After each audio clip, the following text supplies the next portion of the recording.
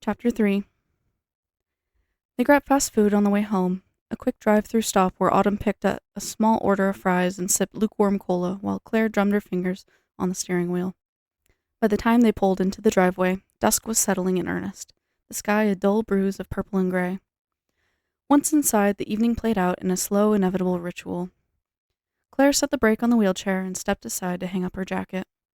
Autumn wheeled further into the living room, pausing at the battered coffee table.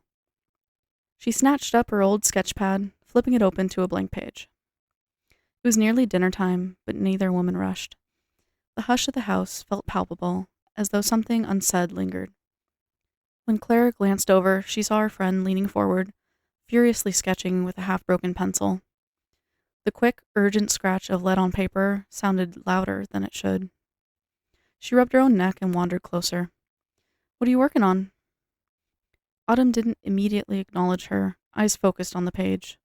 The lines she etched were spidery and distorted. Mundane items like a spoon, the landline phone, and the Bronco's steering wheel, all half subsumed by dark shapes spiraling inward like hungry mouths. The young caretaker felt a small jolt of unease. "Huh," she murmured, trying to sound casual. "That's definitely something." Autumn pointed at the drawing of the phone, its cord entangled by black tendrils. Next to it she'd scrawled a single word: devour. Her lips parted, forming a low, vowel-like sound, E-E-E-E, the best she could do without the device or ASL. Claire tried to sound enthusiastic, goosebumps prickling her arms. "I love it," she tried for levity. "I mean, it's cool, real edgy." Autumn's eyes flicked up, and for an instant a shadow of confusion or hurt crossed her face. She scribbled an arrow towards the half-eaten phone. In shaky handwriting she wrote, "Everything is rotting." Then she circled the word rotting several times, pressing the pencil so hard it nearly tore the page. A cautious hand was rested on Autumn's shoulder. "We'll figure it out," she said gently. "It's probably just all the stress, right?" Autumn stared at her drawings a moment longer, then shoved the pad away, shoulders slumping. She typed on her speech device, "I'm sorry. Ignore it." Claire swallowed her stomach tight. "Hey, don't apologize. You can draw anything you want, and I love your art. I want you to make as much art as you can. Art to your art's delight." A faint meow echoed from the hallway where Don Roberto prowled. Claire exhaled slowly, then turned back. She saw a lingering tension in those tired eyes, something just beyond fear. Then came the familiar sound of thumbs rapidly tapping on the speech assistant device. The tapping stopped and the device flatly stated, "In Arcana Hermetica, it says, in rot, the devourer finds a mirror of all mortal illusions." She paused and typed again. "I guess I keep seeing illusions." Claire blinked. The words felt heavy, bigger than the moment. "You've been reading that old text a lot, huh?" Autumn nodded and began tapping away again. "It's weird, but it makes sense. If everything can decay, then devourers feed on that. It's not like a fungi, though." "So what's it like then?" Autumn continued. "Have you ever heard of the ghost pipe? It's a parasitic, non-photosynthetic plant that lives at the roots of certain trees and feeds off of them. It thrives as trees suffer."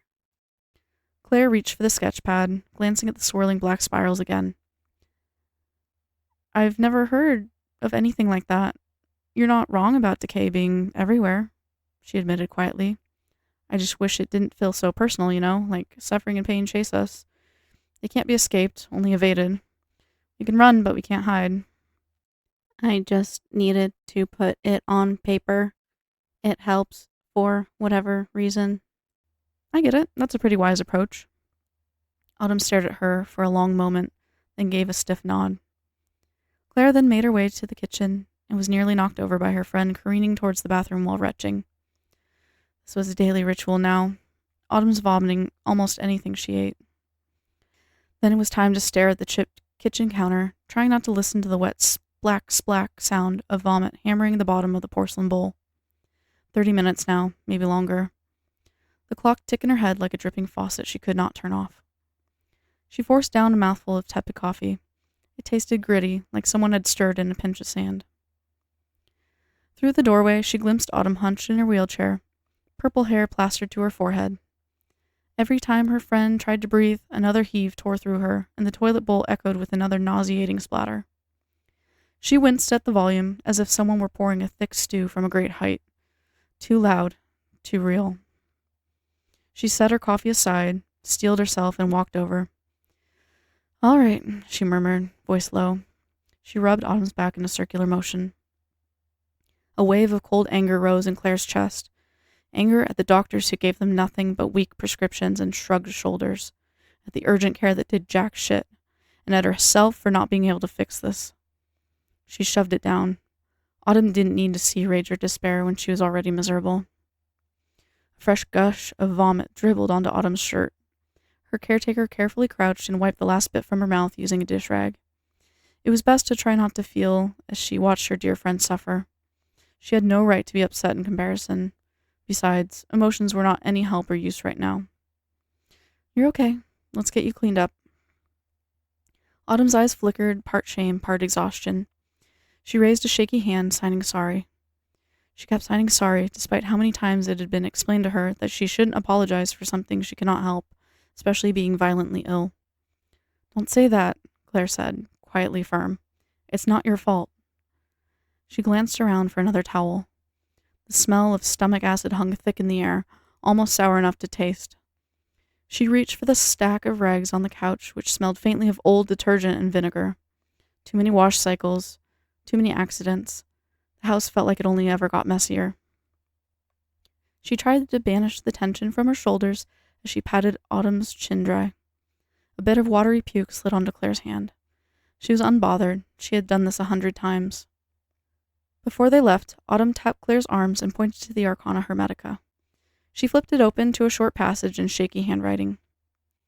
Manly P. Hall once warned of invisible masters who attach themselves to human hope and longing. They do not rescue, but feed upon the silent pleas for salvation. Claire read the words quietly, feeling a slight chill at how it echoed their own struggles. "I get why you find it interesting." A second line beneath that caught Claire's eye. "Where lament rises, watchers feast." The words made her stomach twist, too eerily close to how Autumn suffered day after day. She gently closed the book, although the tattered spine was resistant to closing and took a little extra encouragement to close completely. She didn't have the bandwidth to interpret cryptic occult warnings. Autumn lingered, resting a hand on the Arcana Hermetica after it had been closed. She flipped back to a page of dense script and faded symbols, where someone had scribbled a short incantation beside a small drawing of an open palm. After glancing towards the door to ensure she was alone, she typed the unfamiliar words into her speech device, letting the mechanical voice recite them. At the same time, she did her best to copy the gestures sketched in the margin, one hand pressed over her heart and the other tracing a slow circle in the air. When the device fell silent, nothing happened. The hush in the house didn't shift, and she felt no sudden warmth or wave of power. Disappointed, she closed the book. Perhaps she'd done it wrong, or perhaps the watchers were just a superstition. Still, something in her refused to give up. If these strange pages held any defense against the lurking dread she felt at night, she would practice again when she had the chance. Swallowing her frustration, she maneuvered the wheelchair away, keeping this small experiment to herself. Claire returned to the room and went to the tattered grimoire. The worn leather cover seemed to catch the light strangely, swirling symbols half hidden from old water damage. She stared for a second, a chill prickling the back of her neck, then shrugged it off as exhaustion. She settled Autumn into bed, whispering soft reassurances about rest. Autumn nodded, eyes heavy. In the kitchen, Don Roberto perched on the table, meowing for his overdue meal. She made her way there and patted his head absently, poured him kibble, and leaned against the counter with a sigh. Tomorrow she would sort out the bills. Tomorrow she would figure out the appointments. Tomorrow she would fix everything. Outside, the sky had gone dark.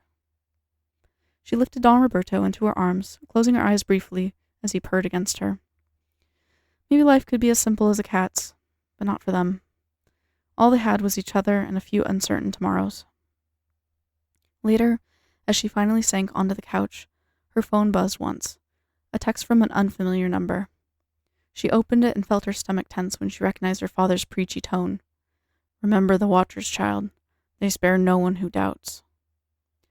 The message stared at her, her heart pounding with rage and fists clenched as if pleading with her to smash the phone against a wall. She deleted the text, refusing to reply.